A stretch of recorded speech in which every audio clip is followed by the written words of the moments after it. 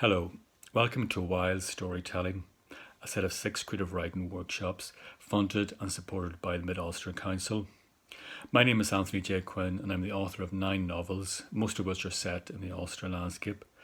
I also teach creative writing at Queen's University Belfast and in local schools and colleges. One of the most enjoyable and easiest ways to feel happy is to be creative. And one of the easiest and cheapest ways to be creative is to read and write a little every day. You don't need lots of expensive crafts materials as in art, or years of training and skills as in music and dance. All you need is your imagination and time. In this course on wild storytelling, you'll discover how to set your story in a convincing natural landscape. You'll get the chance to grow your skills at describing the world your characters inhabit, so that readers can clearly visualise the scenes as they unfold, experiencing the action as it takes place, and hear, touch, smell, feel, and see the world and its objects.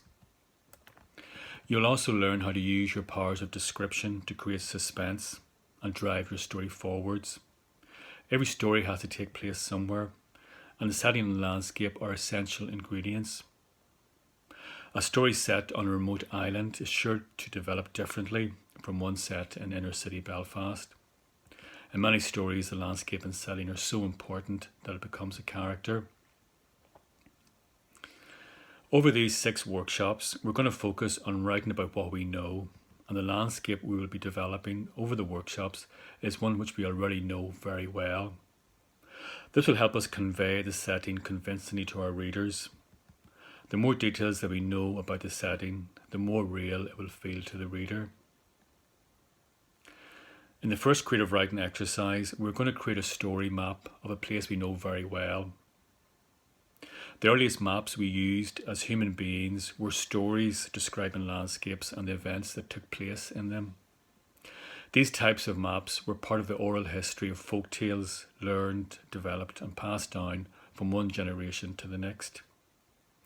For example, a distinctively shaped mountain, a certain tree, a bend in the river, a gloomy rock. These features in the landscape were woven into a plot that was part journey, part story. Long before we had maps and their multitude of lines, we had stories through which we knew our place in the world and could project our emotions and memories upon the landscape. For instance, the thorn hedge fields of my grandfather's farm in South Tyrone all had Irish names, and there was a story for each one, even the most rush-filled and marshy. Their names described features in the landscape, trees, rocks, rivers, or events that took place there. These word maps can be felt in a way that modern grid maps cannot. They are more sensory based than grid maps too, and they carry secrets, a sense of mystery in the landscape that the reader can enter in their imagination.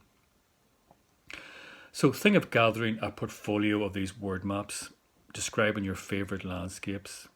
Consider the associations between places and people, the events that occurred, for example at that crossroads or in that ruined house. So now to the first creative writing exercise. If you can open the Word document that came with these videos, scroll down and you'll see the first writing exercise. Follow the tips and advice that are there, and good luck.